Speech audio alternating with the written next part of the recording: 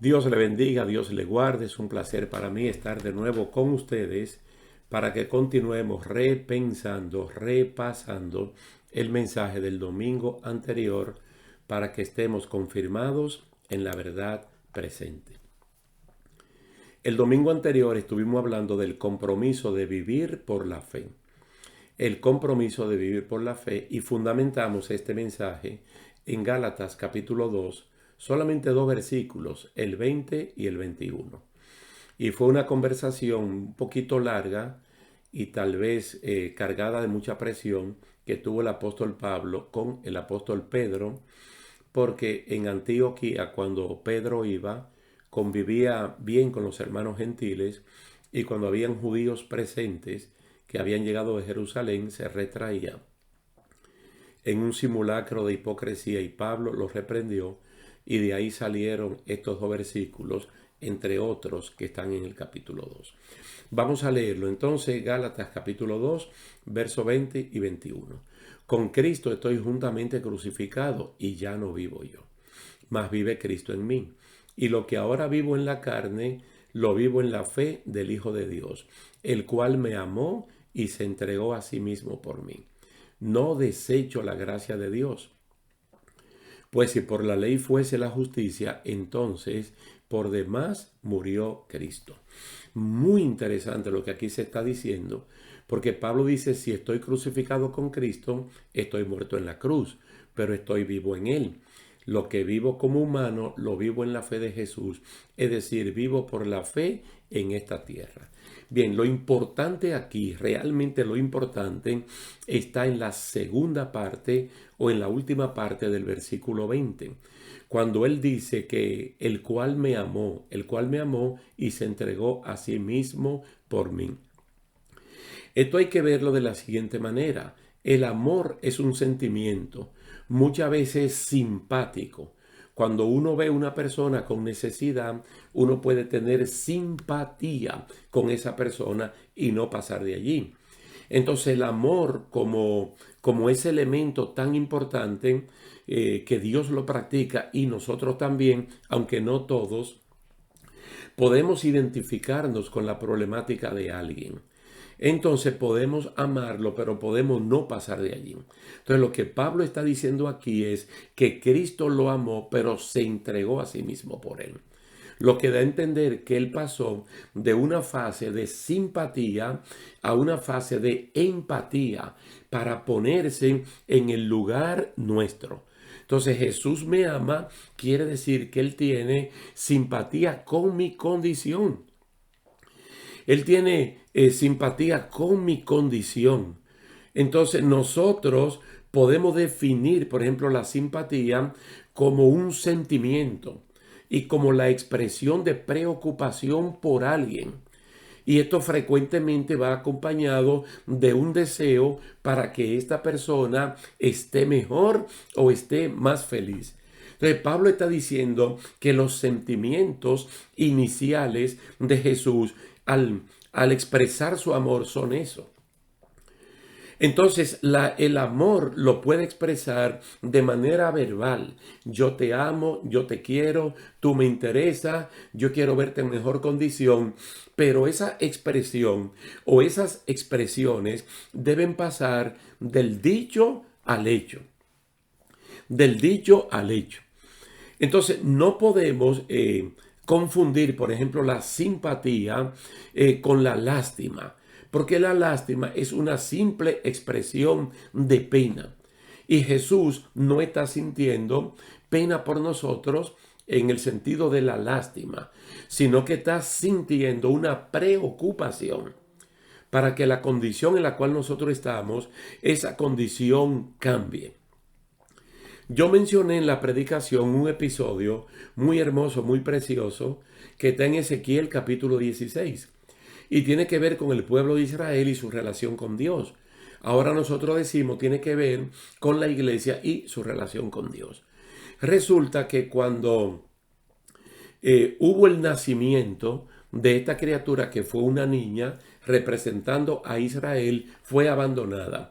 Incluso todavía con el cordón umbilical llena de sangre y llena de esas cosas cuando nacen una criatura y también con tierra porque fue colocada allí en el suelo. Dice que Dios pasó por allí y la vio. Entonces pasó y la vio. Entonces cuando la vio tuvo compasión. Lo mismo, me amó. Entonces ese amor él lo llevó de la parte simpática a la parte empática y tomó la criatura y cortó el cordón umbilical, la limpió, la lavó, la preparó todo, la vistió, incluso la crió hasta ser una persona adulta. Entonces también mencionamos en esa famosa parábola del buen samaritano que el sacerdote vio al hombre malherido, él lo vio, pero no hizo nada. Y el levita también lo vio, pero no hizo nada. Es decir, no tienen excusa porque ellos vieron el problema, pero ni siquiera fueron movidos por el amor a sentir algo por esta persona. Entonces viene un samaritano y él pasa cerca, él lo ve, él se detiene, él cura las heridas, él carga a este hombre en el animal de carga que tenía, lo lleva a un mesón y vamos a decir a una clínica, aunque mesón era como un pequeño hotel. Y allí lo cuidan, él paga por el cuidado y él deja una línea de crédito abierta por si acaso los gastos exceden lo que él estaba dejando. Todo porque alguien le preguntó a Cristo, haciendo qué cosa heredaré la vida eterna. Entonces, cuando Cristo habla de las escrituras, esta persona dice, yo la conozco, conocía la teoría, pero no la práctica. Entonces, en la conversación, Cristo mencionó la palabra prójimo. Entonces, esta persona dijo, pero ¿quién es mi prójimo? Entonces, ahí Cristo habla de la parábola del buen samaritano.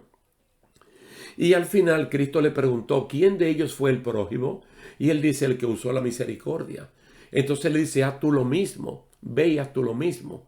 Entonces, tremenda enseñanza la que nosotros encontramos en esa parábola en Lucas capítulo 10, pero también aquí en Gálatas capítulo 2, el verso 20, el cual me amó y se entregó. Ve, que no solamente me ama, sino que se entrega. Ese texto de Gálatas 2:20 nos llevó inmediatamente al texto más central de toda la Biblia, o por lo menos del Nuevo Testamento, Juan 3:16.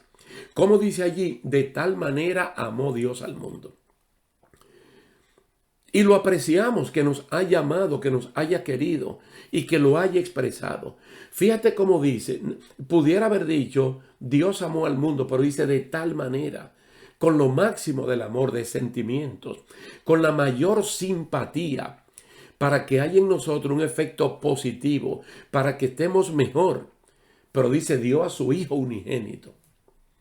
Es decir, Cristo va a pagar el precio. Por eso es que el apóstol dice aquí que no podemos desechar la gracia de Dios por un sistema que solamente sirvió para conducirnos a Jesucristo, porque Él mismo es incapaz de perdonar los pecados, porque el sistema de ley solamente sirve para decir tus fallas, pero no viene con la capacidad de corregir tus fallas. Entonces, como buen ayo, nos lleva a donde Jesús.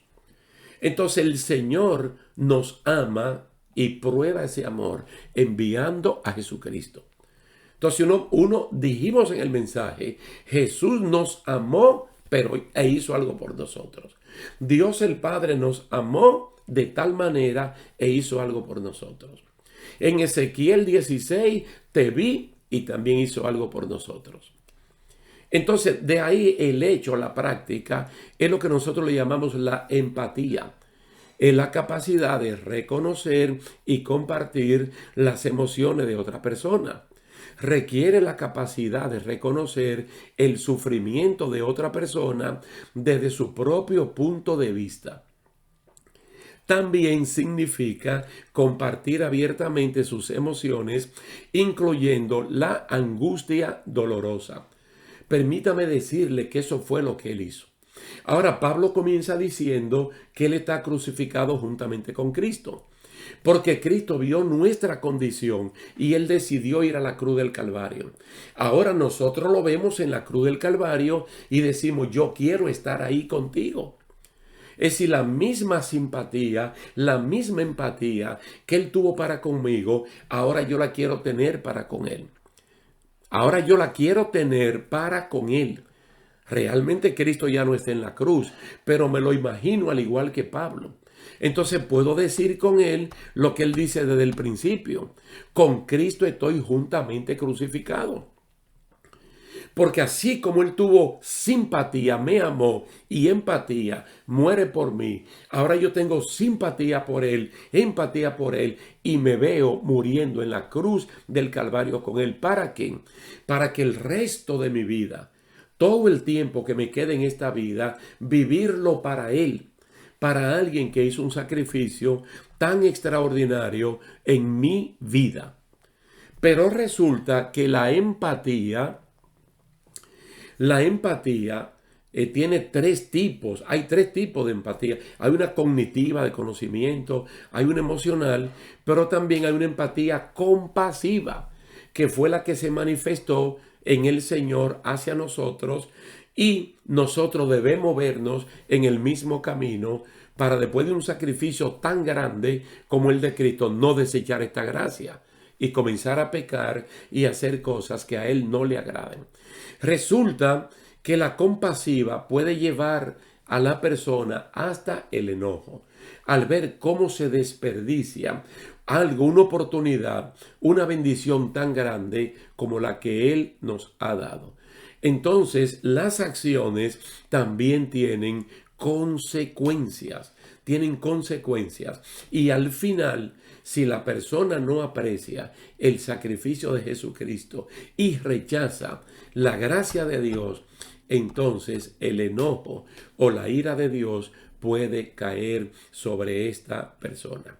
No se olviden que en el mensaje anterior también se habló del hoy, del día aceptable, del día de la salvación. Y una vez más Pablo recalca de que no podemos desechar la gracia de Dios y, por el contrario, asumir el compromiso de vivir por la fe todo el tiempo que nos resta aquí en esta vida.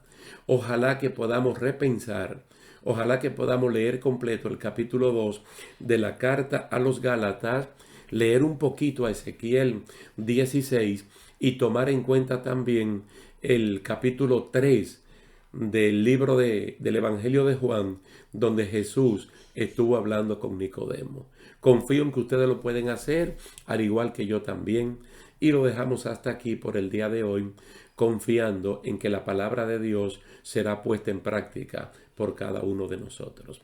Dios le bendiga, Dios le guarde y será hasta una próxima ocasión.